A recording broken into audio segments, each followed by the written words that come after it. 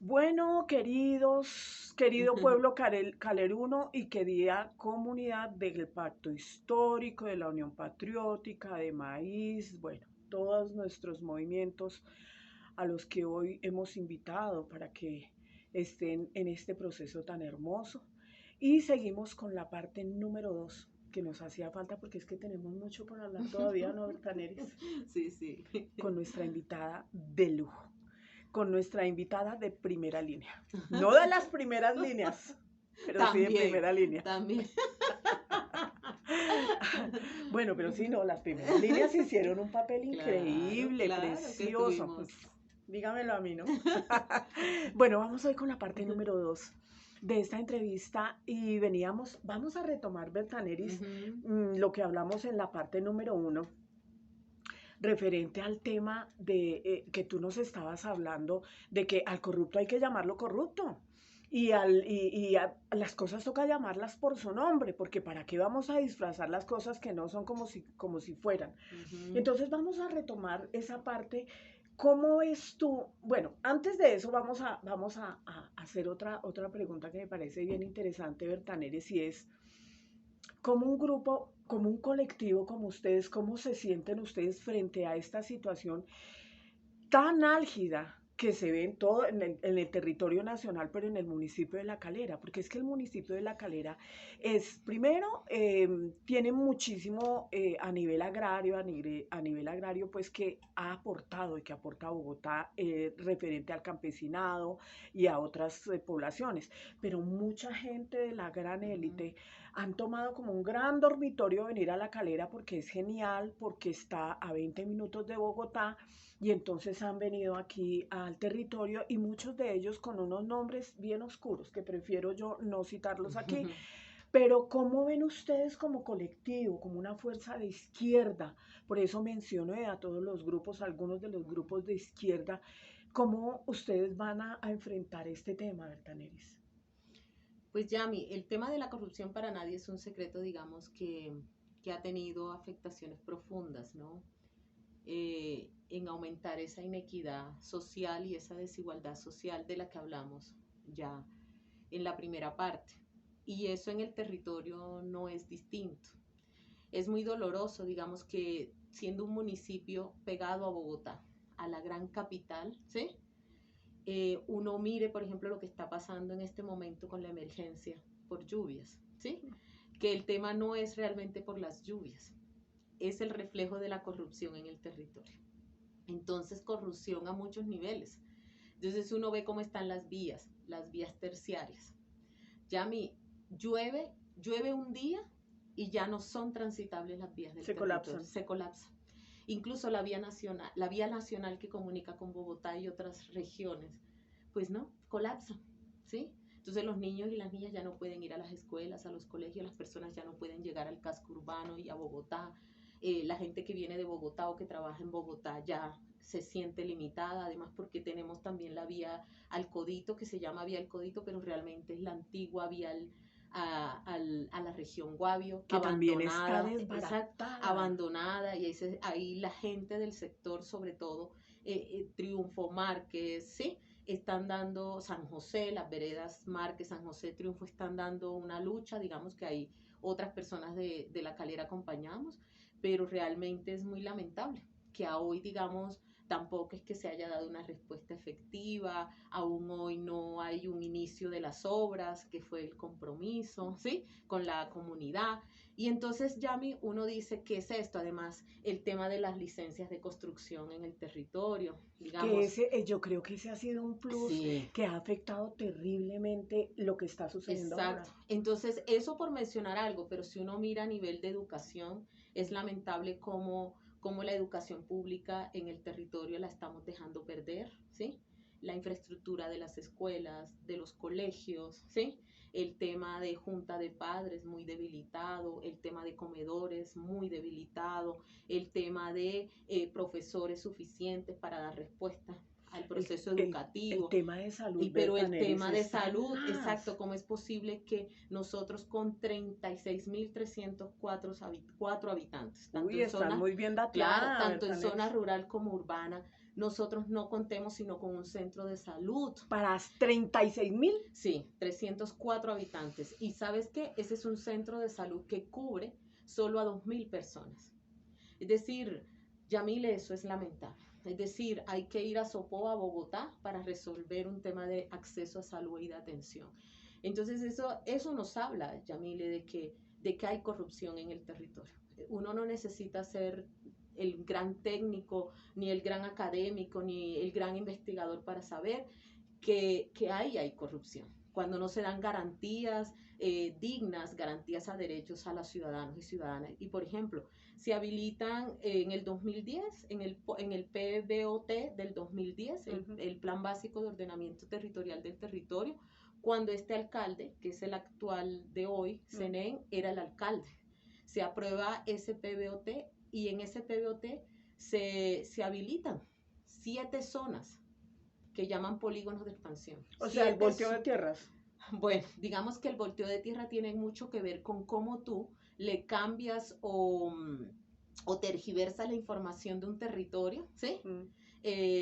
Para volverlo más costoso después y se lo compras a los ciudadanos a precio que llamamos de huevo. Es decir, eso tiene ahí toda una estrategia donde también se mangualan con los funcionarios públicos y los administradores. Toda una estrategia de corrupción. De corrupción, tal cual. Cómo tú cambias el uso para comprarlo a precio de huevo y después tú resulta, y eso es ahí, y se usa figura de testaferratos, o sea, es que es una cosa lamentable. ¿Para qué? Para poder incluso también habilitar estas zonas de expansión urbana, ¿sí? Y entonces uno dice, bueno, si no es corrupción el que tú hagas esto y no se vea reflejado en el territorio, ¿sí? Estos recursos que se supone, pues, ¿sí? Que tú debes hacer esto para beneficio del territorio y no lo es más para beneficios personales de quienes están en el poder de decisión, ¿no? Y entonces habilitan estas 7 zonas de expansión y realmente uno cuando mira el déficit cuantitativo de vivienda del territorio es de 1.6%. El déficit cuantitativo, entonces, ¿cuál es el afán? Vivienda. ¿Cuál es el afán? 1.6, esas son cifras del DNP. Usted las busca y ahí están. Usted lee estos documentos del DNP y ahí están. Son actualizados. Sí, es un déficit de 1.6%. ¿Sí? Entonces uno dice que esto no, el argumento, porque cuando uno lee además el plan de desarrollo municipal del alcalde Senén, usted lo lee y se argumenta que esto de la expansión urbana es para dar respuesta a temas de vivienda de la población y resulta que no es cierto, ¿sí? Que no es cierto porque el déficit de vivienda no es tan alto. La lectura es diferente. La lectura es, entonces, ¿cómo tú amañas? ¿Sí? Eso es un tema muy de corrupción, ¿sí? Cómo amañas el contexto y el diagnóstico de un territorio para tu beneficio personal. Y además para solucionarle un déficit habitacional a Bogotá, ¿sí? ¿Sí? Eso sucede en todo Cundinamarca. Yo recuerdo cuando se estuvo en un gran evento que se hizo en Región Guavio, todos los municipios adolecían de ese tema. Y es que no solamente el alcalde hace lo suyo, sino que en coinonía con la gobernación de Cundinamarca. Con la CAR, por ejemplo. Con la CAR. Entonces, no, simplemente la gente, el campesinado, no tiene voz ni voto. Siendo ustedes conscientes de eso, Bertaneris, ¿no te parece como muy peligroso ustedes lo que están haciendo en referencia, a que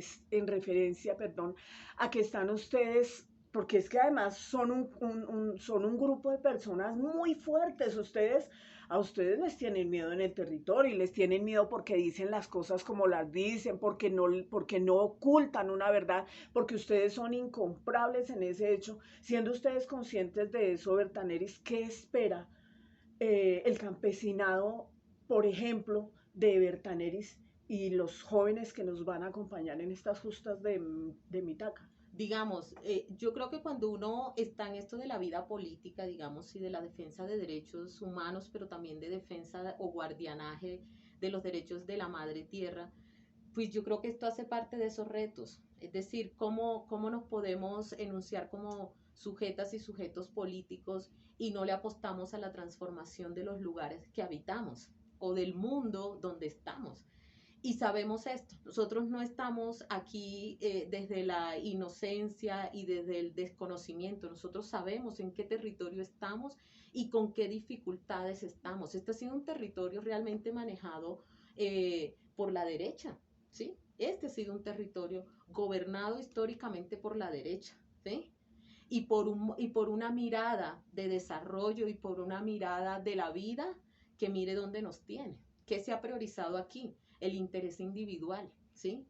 Y entonces aquí nosotros sabemos esto, sabemos, mira, de cifras cómo está el territorio, por ejemplo. Hay una realidad, en el 2022 los ingresos del municipio fueron de alrededor de 37 mil millones ya. Wow. Y hay que ser consciente que el municipio en el gobierno anterior de Ana Lucía Escobar se endeudó por 21 mil millones. Wow. Este alcalde actual endeudó el municipio por 15 mil millones. ¿Sí? Hasta ahora que se sepa. Exacto. Y entonces uno dice, y de la cifra anterior se habían abonado 8 mil millones. Es decir, nosotros no estamos aquí desde la ingenuidad, sabemos en qué estado está el territorio, de abandono, de no garantía de derechos, ¿sí? De inequidad, ¿sí?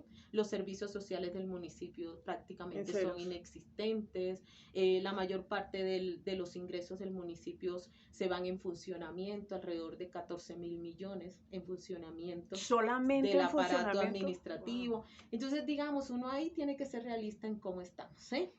Y eso no hay que negarlo, pero precisamente ahí es donde está el gran reto de nuestra propuesta de transformación, de empezar a mirar un territorio como un territorio donde hay unas grandes fortalezas, ¿sí? Tenemos que empezar, ¿cómo han visto los anteriores administradores o administraciones este territorio? Como un barrio de Bogotá.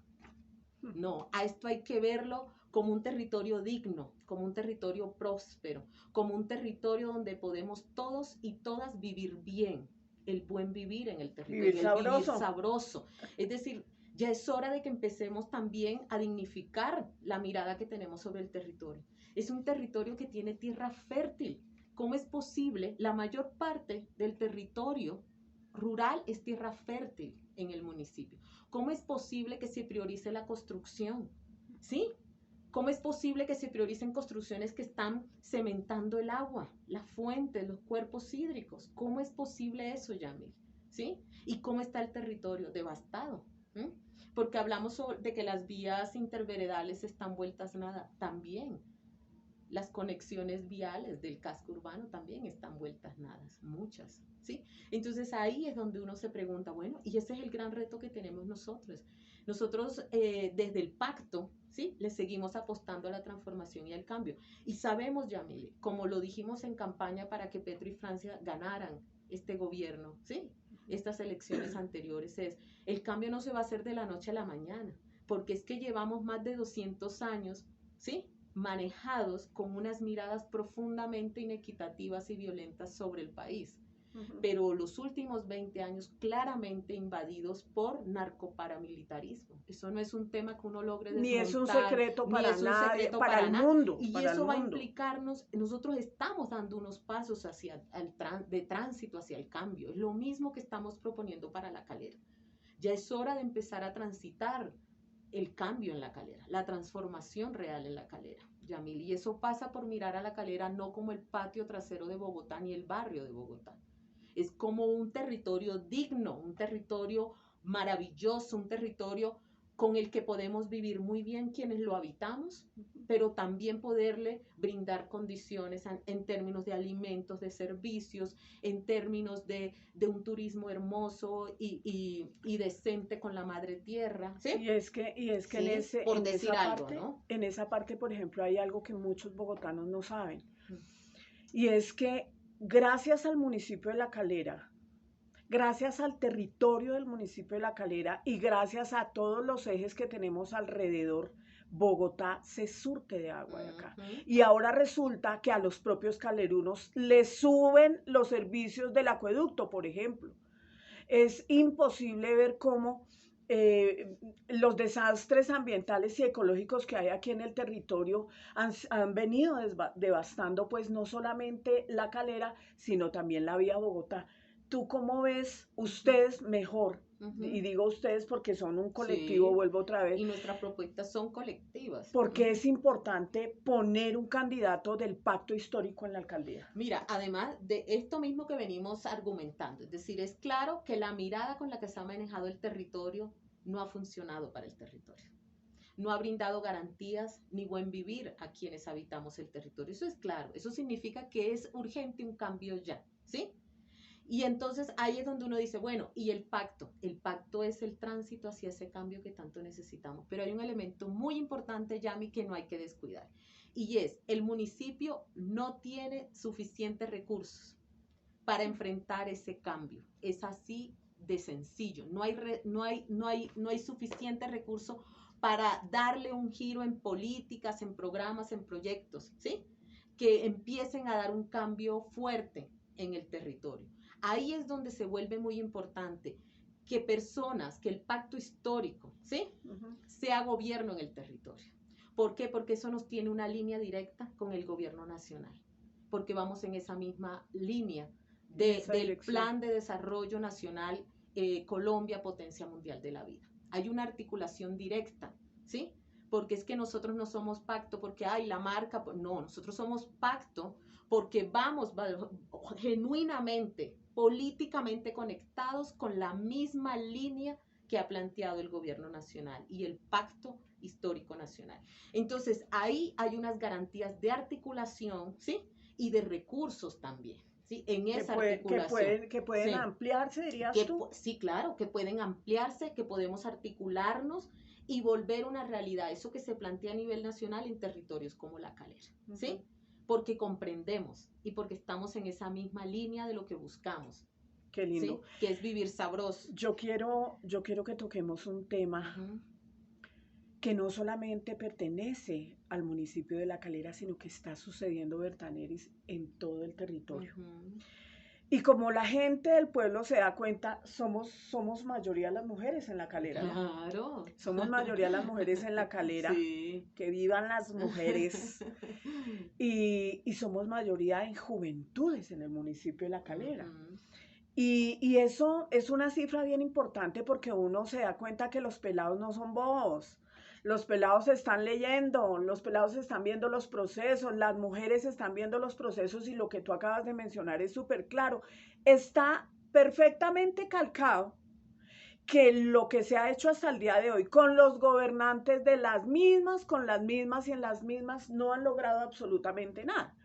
Pero en virtud de eso, Bertaneris, yo quiero que nos cuentes aquí a toda la audiencia, yo quiero que nos cuentes y a Colombia entera, yo quiero que tú nos cuentes qué es lo que está pasando con el pacto histórico y los que han estado en el proceso y los que se quieren apropiar y digamos que como decíamos antes, coluncharnos ahí de un camión para ir arrastrados y entonces decir nosotros somos del pacto histórico porque saben la importancia de lo que está sucediendo. ¿Cómo ves tú eso? ¿Qué ha pasado con ese tema? Eso ha sido un tema muy, muy difícil, hay que reconocerlo, porque además de todo, de toda la embatida, ¿no? Que hay que enfrentar en términos de un territorio manejado también con corrupción, y no solo ahora, sino desde hace mucho tiempo. Entonces con un territorio con graves problemas, ¿sí? Graves afectaciones en derechos humanos, grandes afectaciones el agua, la vida, ¿sí? Entonces uno además debe enfrentar, ¿no? Debe enfrentarse a defender un proceso, que por un tema de ética del bien común, por un tema de respeto, de honestidad, de madurez política, uno no tendría por qué estar capoteando, porque la gente ha visto nuestro trabajo, porque la gente es innegable, o sea, ¿quiénes nos pusimos la camiseta en este territorio, Yami, cuando apenas estaba sonando Petro y Francia? Apenas estaban sonando y dijimos, vamos con toda porque le apostamos a un cambio, no queremos más líderes sociales asesinados, no queremos más falsos positivos, ¿sí? No queremos que se siga usurpando a la madre tierra y violentando el tema del fracking, ¿te acuerdas? El tema de Escazú que no se había ratificado en el país, por decir algo, ¿no? Sí. Entonces nosotros dijimos, vamos con toda. Y el estigma era muy fuerte, guerrillero, que guerrilleros, guerrilleras, ¿sí? Entonces uno dice, no importa, vamos a dar esta pelea. Y nos pusimos la camiseta como proceso, ¿sí? de la Unión Popular, de Maíz, de UP, de Colombia Humana, y dijimos, vamos con todo. En un inicio el Polo fue a esa primera reunión, después el Polo se salió, se siguió invitando, el Polo se salió y no hizo parte del pacto. Típico del Polo. Y entonces, ¿qué pasó? Digamos, entonces, ¿qué pasó ahí?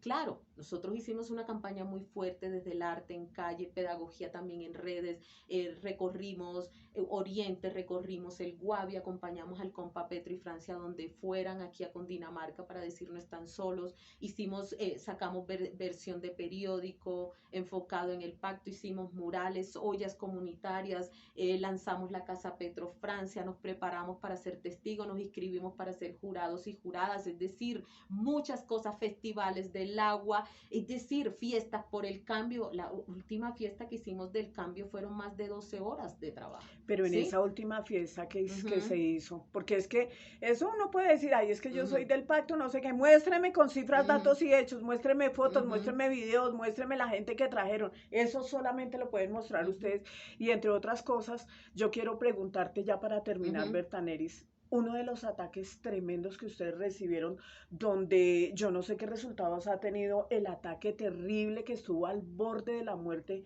un compañero del pacto histórico acá. ¿Qué pasó con eso? ¿Cómo se ha comportado la fiscalía? ¿Qué resultados han tenido? Pero digamos, eso lo enlazo como para terminar la idea de lo que me habías preguntado anterior, y es ya, entonces, claro, ¿qué hicieron varios sectores políticos del municipio y qué hicieron algunas personas, ¿sí?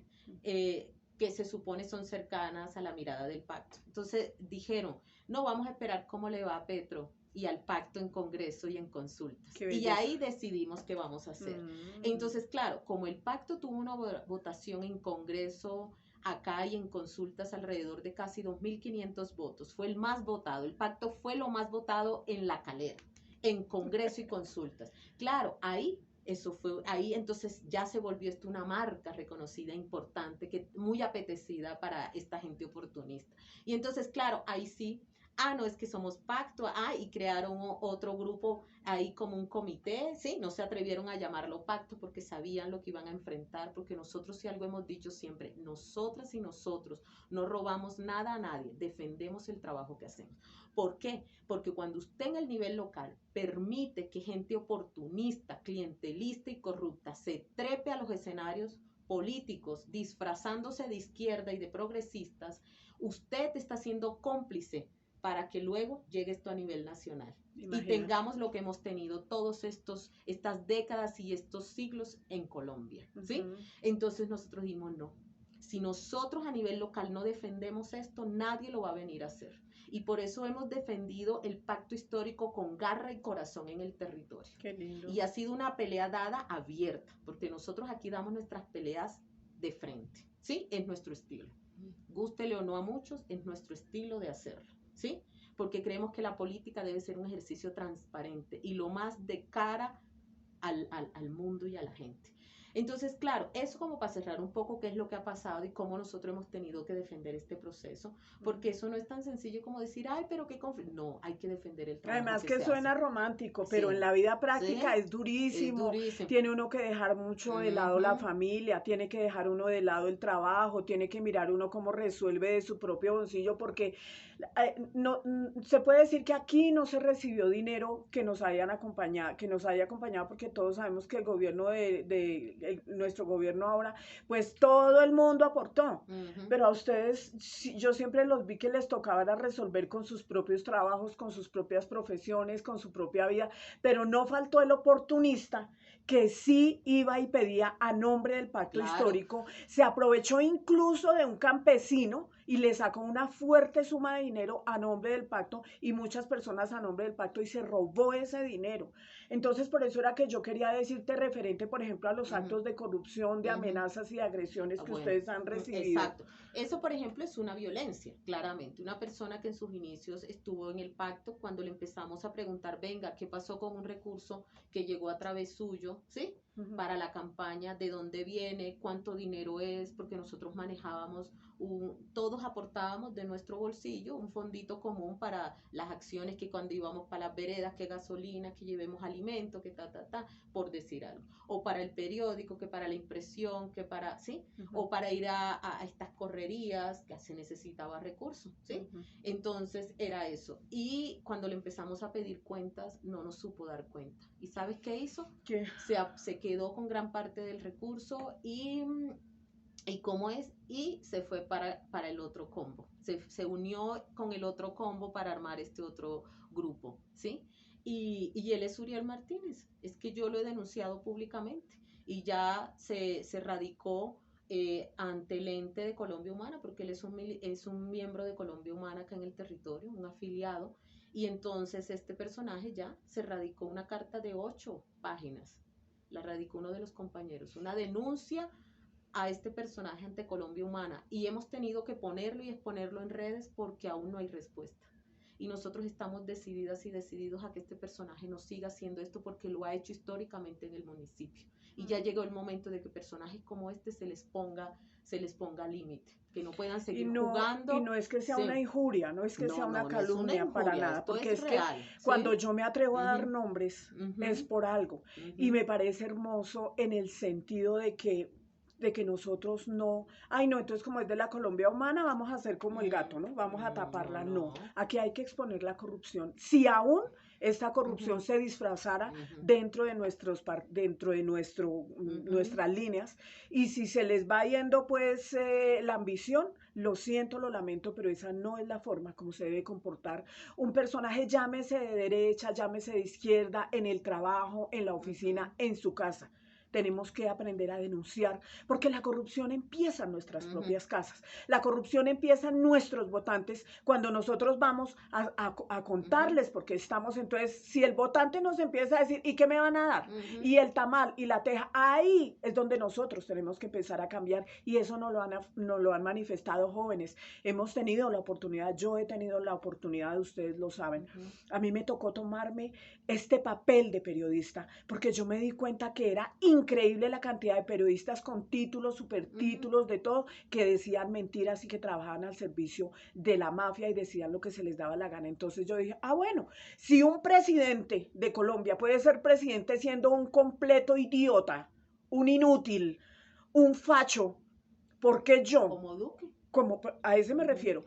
¿Por qué yo no puedo tomar el papel y hacer una reportería diferente, como persona natural, como ciudadana? A mí la Constitución Política de Colombia no me lo impide y lo estamos haciendo. Entonces les aclaro esto porque nosotros hemos hablado con muchos jóvenes, con muchas mujeres, por eso sé las cifras de que somos mayoría en el municipio de La Calera, y por eso es que yo hoy quise venir a la casa de Bertaneris para que ustedes sepan quién es esta mujer, de dónde saca tanta berraquera, de dónde saca tanta valentía, de dónde saca, porque uno escucha hablar a Bertaneris porque yo me la encuentro en todos los bonches en Bogotá, yo la veo aquí. Mire, ustedes pararon una obra grandísima que pensaban hacer en la entrada del territorio, que iban a construir 9.000 apartamentos. Es que eso es una locura. Bueno, digamos que hay como en aras también de ser como muy justos, ¿no? Digamos que lo del polígono 2, ¿sí? Esta es una lucha legal que ha emprendido un señor que se llama Máximo, ¿sí? Con su familia. Ellos llevan en esta lucha legal más de 5 años. Digamos que nosotros empezamos a apoyar, sobre todo desde la calle, desde la protesta, de las acciones callejeras, hace 2 años. Algunos dicen que abandonamos esta lucha, eso jamás ha pasado. Nosotros siempre hemos estado ahí, tanto de las últimas apuestas o acciones que hicimos fue sabotear el segundo proyecto que ya estaban vendiendo a Rayán, que eso fue el 3 y 4 de septiembre, y nos fuimos varios de nosotros a sabotear la venta de ese proyecto, el segundo, son 5 proyectos. Que no han logrado venderlo. No han logrado venderlo. Ni lo van a lograr. Entonces, ¿cómo? Nosotros lo hacemos como una manera, porque ustedes saben que lo legal es lento en el país, y cuando suelen salir las sentencias ya el daño está hecho y es más difícil. Entonces nosotros hemos dicho, nosotros seguimos haciendo estas acciones para retrasar esto, para darle tiempo a lo legal, que cuando lo legal logre tener efecto no sea tarde. Que es lo que ha venido haciendo el Exacto. señor Max Y y sí, alabamos su sí, trabajo, digamos, no lo pero es descalificamos, eso, pero se apoya. pero nosotros hemos dado, digamos, acompañado esa lucha, eso hemos sido muy honestos siempre y sí,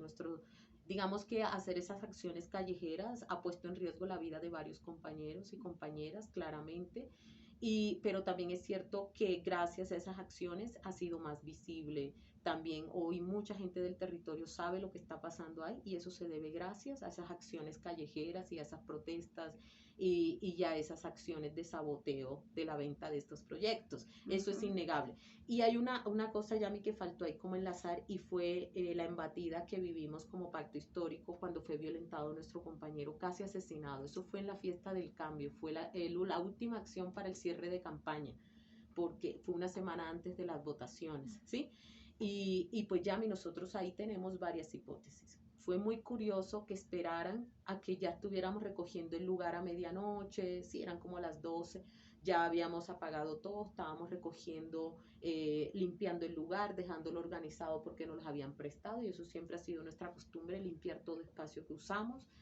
Y entonces, Yami, es muy curioso que ahí, cuando ya quedamos solos los del proceso, los de la base del proceso, mayoría personas LGBTIQ+, es muy curioso que ahí es donde se empieza a maltratarnos. Y varias cosas nos llaman la atención. Fuimos alrededor de 7 personas LGBTI violentadas, ¿sí? Y de las 8 o 9 violentadas, 8 fuimos personas de los sectores LGBTI.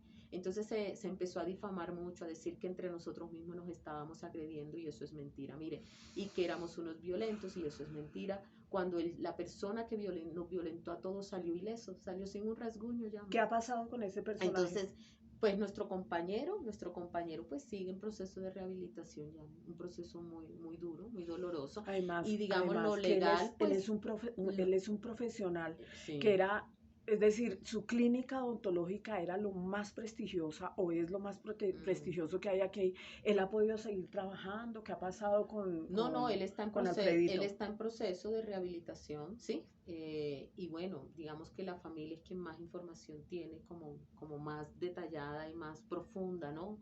Pero él está en su proceso de recuperación y pues nosotros somos testigas y testigos de todo lo que pasó y pues estamos siempre ahí esperando a que nos digan legalmente qué más hay que hacer. Que no se ha resuelto ¿sí? todavía. Ya nosotros, digamos, rendimos unas primeras declaraciones, ya reconocimos a la persona agresora, pero también es eso. Entonces, la hipótesis nuestra, uno, era homofobia, un tema de homofobia, pero también un tema de atacar la campaña del pacto, desprestigiar el pacto en el territorio para restarle votación. Entonces, digamos, son como nuestras dos hipótesis, ¿sí? Y lo cierto es que, bueno, el pacto tuvimos 7.844 votos lindo. aquí en el territorio para la segunda vuelta presidencial.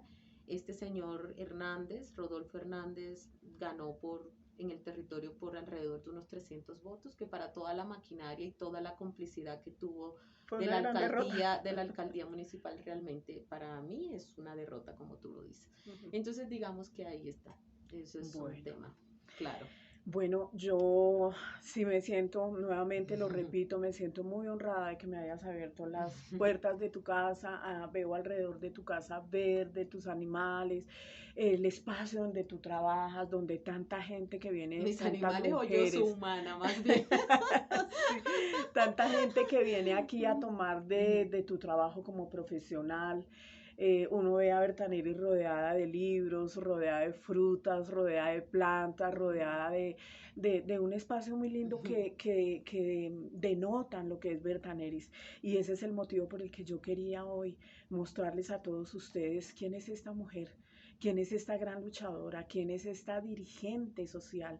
¿Quién es esta mujer? Y yo no quiero encasillarla, ni mucho menos, pero yo sí quería darle ese plus y darle la oportunidad al municipio de La Calera que sepan quién es Bertaneris. Bertaneris, muchas gracias por haber aceptado mi invitación de hacer este acto de reportería y quisiera que les dejaras un último mensaje a todos los habitantes de La Calera. Bueno, agradecerte, Yami. Yo valoro mucho estas apuestas de periodismo alternativo. Yo te lo vengo diciendo hace rato, valoro mucho. Eso es un acto de valentía en este país. Gracias. Y en Latinoamérica. Entonces, nada, agradecerte, que te atrevas, que lo hagas, Yo amo estar aquí y qué lindo que hayas iniciado formalmente tu canal de YouTube con mi entrevista. Así que la que está muy honrada soy yo y muy Ay, qué agradecida soy yo. lindo. Y bueno, decirle a la ciudadanía caleruna que aquí estamos. Estamos todas, todos y todes. Porque creemos que en este territorio y en el mundo toda persona cabe, todo ser sintiente cabe. Aquí cabemos y podemos caber en dignidad con la madre tierra, ¿sí?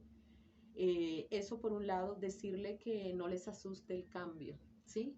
Que el cambio se hace con valentía, con amor, con convicción y no negociando lo que no se puede negociar. La dignidad y los derechos y las autonomías no se negocian jamás y nunca. Eso es una línea roja que no hay que atravesar. Y nosotras y nosotros lo tenemos claro. Entonces decirle al territorio que ya llegó el momento de pensarnos una calera distinta, una calera realmente para el buen vivir de todas, todos y todes, una calera digna, una calera fuertemente campesina, agroecológica, ¿sí? ¿Sí? Una calera de verdad que respete la vida en todas sus formas, el agua, el río Teusaca. Estamos a tiempo de salvaguardar el río Teusaca, que nos los están asesinando. Sí. Estamos a tiempo de potenciar la agricultura, una agricultura hermosa en este territorio. ¿Sí? Estamos a tiempo. Estamos a tiempo de tener tecnologías limpias y tecnologías para la vida en este territorio. Estamos a tiempo de contar con una educación, con una salud que nos permitan que la calera sea el buen vivir que todas y todos y todes nos soñamos siempre. ¿Sí? Bueno. Entonces, pues nada, estamos a tiempo. No nos resta Llegó más. Nuestro momento. Muchas gracias. Gracias a ti, Berta, nuevamente. No nos resta más que, que ustedes evalúen quién es esta mujer, y también les tengo una sorpresa genial, y es que todas las personas que son precandidatos para este gran movimiento, el Pacto Histórico, van a pasar también por este lugar, van a pasar por esta parte, y solo me resta decirles a todos ustedes que nos den la bienvenida a nuestro canal, La Reportera de la Calle, Luz Yamile Guerra, y pues siempre los invito con el puño bien apretado, el gordo para arriba, y ahí nos vemos. Hasta pronto. Ella no es la esposa del alcalde, porque resulta que la esposa compañera, más bien la compañera del alcalde actual también se llama Luz Yamile Guerra, no es ella. No soy yo, gracias a Dios. Gracias a las diosas. Gracias a las diosas, a las diosas y a todo el universo, no. Yo sí, bueno, yo soy Luz Yamile Ortiz, para todos mis procesos electorales soy Luz Yamile Ortiz, el nombre de mi padre es Guerra y mi madre es Ortiz, entonces tengo el apellido más lindo que es el Luz Yamile Ortiz, pero entonces, bueno, ya saben, siga nuestro canal, siga todo lo que viene, porque lo que se viene es para vivir sabroso. Chao.